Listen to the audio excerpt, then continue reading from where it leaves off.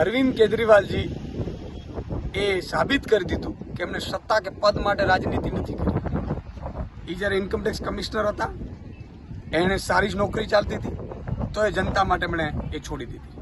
સાથે સાથે એમને લાગ્યું કે જ્યારે એમના ઉપર આરોપ લાગ્યો છે, ફરજી આરોપ હતો, જમાનત મળી ગઈ, છતાં એમના દિલમાં એવું થયું કે નિર્દોષ છૂટે ત્યાં સુધી. હવે નિર્દોષ તો શું છે, 10 વર્ષ 20 વર્ષ પણ લાગે, પણ એમણે જ્યારે એક વાત નક્કી કરી ત્યારે એ સાબિત થઈ ગયું કે ભાજપવાળા આ તમારી જેમ રાજનીતિ નથી કરતા. અમને પદ અને સત્તા માટે નથી. આ પહેલા પણ 49 દિવસે એમણે રાજીનામું આપી દીધું હતું. આજે પણ જ્યારે આ રાજીનામાની જાહેરાત કરી છે ત્યારે સ્પષ્ટ છે કે પદ અને લાલસા માટે અરવિંદ કેજરીવાલ નથી, અને એટલા માટે અરવિંદ કેજરીવાલજી બીજા નેતાઓથી અલગ પડે છે. આજે એમની ઈમાનદારી, એમની નૈતિકતા, અને એમણે એવું કહ્યું છે કે દિલ્હીની જનતા ફેંસલો કરે પછી હું મુખ્યમંત્રી બનીશ.